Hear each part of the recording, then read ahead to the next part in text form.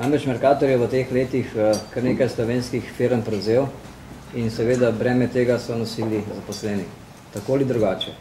Sedaj je pa dejansko zadeva je urejena, se pravi, Mercator je enovita firma z svojim 35% tržnim deležem v Sloveniji, zatem, ko se širi na jug, pomeni dejansko to, da se lahko tudi zaposleni v Mercatorju na dolgi rok vprašamo, ali je naša varnost zagotovljena.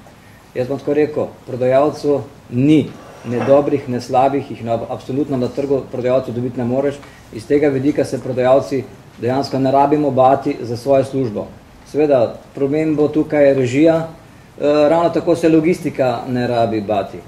Ampak dejstvo je, da tukaj z tem prodajo Mercatorja se jaz bojim, da bo daleč največ trpeli zaposleni v predelovanju živilski industriji.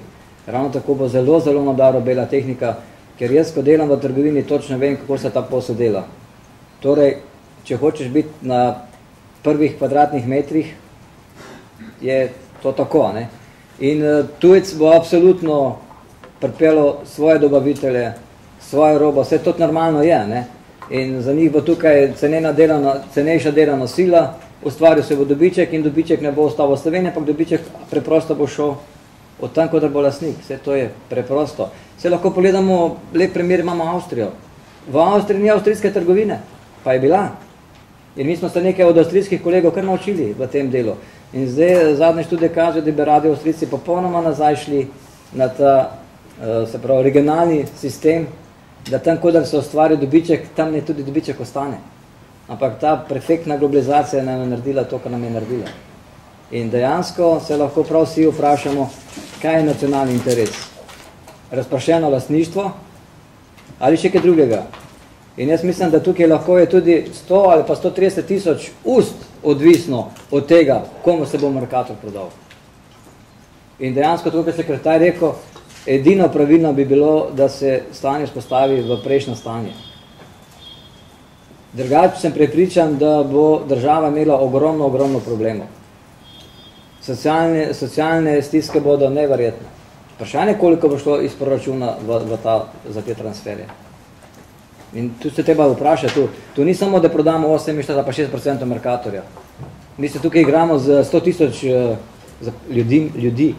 In sem prepričan, da je tukaj vprašanje tam 30 tisoč zaposlenih v trgovini, ne v trgovini, v Sloveniji, ki delajo za to, da lahko Mercator prodajo. Zdaj sem slišal kmete pa te, ja, kako jih Mercator stiska, mogoče res stiska, ampak imajo trg.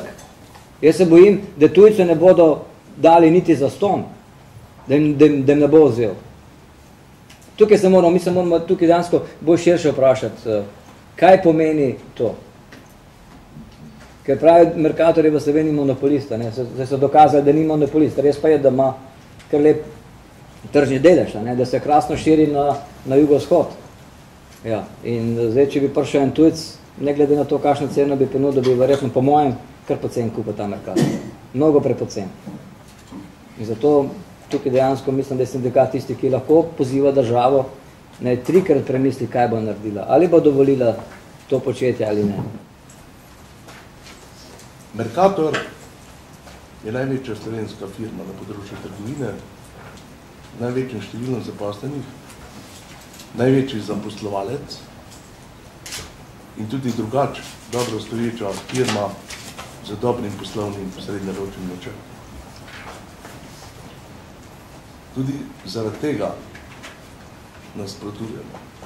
Mercatorjev razvojni načrt do leta 2012, ki ga socialni partnerji poznamo in ki nam je bil predstavljen, ko se je sprejemal, smo imeli možnost tudi kjero reči.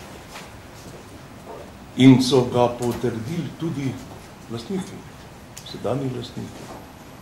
Omogoča, da Mercator samostojno uresničuje svoj poslovni načrt. Brez, da je povezan z kako večjo trgovsko veliko.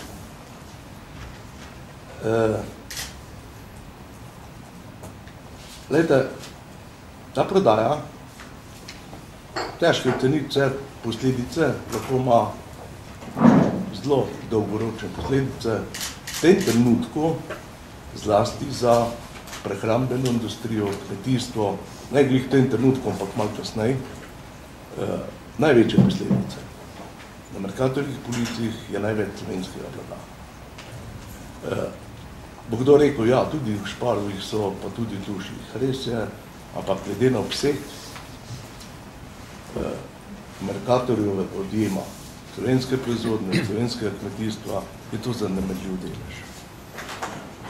In za zaposlene Mercatorjev v tem trenutku pa na malo daljši rok ni bojazni po zaposlitvi.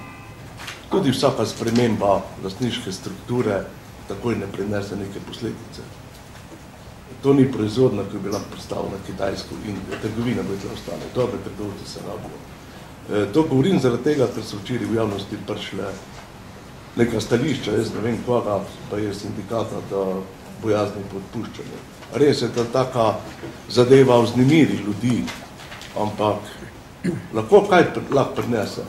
Na dolgi rok stop tujega trgovca lahko prinese spremembo razvojnih ciljev. Ta sprememba pa lahko potegne mogoče kakve strukturne spremembe zaposlenih, ampak ne v segmentu malo prodaje, tako največje število zaposlenih. Tako da tu ni bojazni, vsaj v tem trenutku. Zdaj boste rekli, vi ste proti, neutovljiva pravica lastnikov je, da razpolagajo svojim lastniški delež, da se odločijo. Se strinjam, verjetno te tiskovne konference ne bi bilo, če bi to lastnino, katero danes prodajo ali pa najavno prodajo, bila lastnina, ki je bila pridobljena na transparentni način.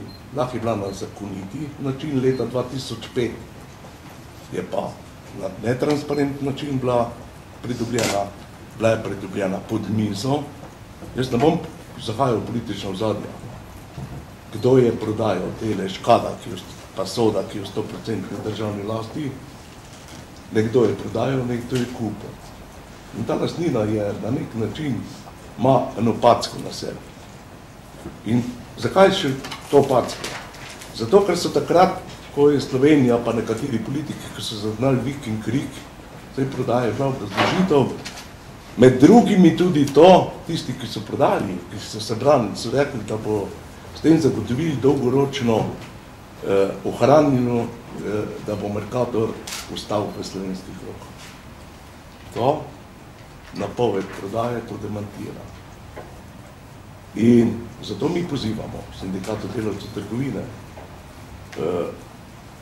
pa tudi Zveza svobodnih sindikatov, katerega zavesten in zelo delujoč član smo, in ker nam ni vseeno, kaj se bo dogajalo, kar lahko ima širše razsežnosti, država da ukrepa. Lahko ukrepa. Prav zaradi te packe, ki se naredila 2005. Odkupi naj nažal tis, kar je bilo od Kada pa Soda. Pa naj spostavi prvotno stanje. Pa naj se kasneje, pa upam, da čim prej, država loti te zapletene lastniške strukture. Ni potrebno, da je vse v tujih rokah. Odkupi naj preprosto nazaj. S tem bi se vsi tisti, ki so sodelovali pri tem kupčkanju, pa prodaji in nakupu pod mizo, niso kupčkali samo tisto, ko so prodajali, tudi tisto, ko so kupali. Na nek način se ima upravljenice. Mercatorju pa zagotovili stabilen pa dolgoročen razvoj. Glejte, pa da zaključim,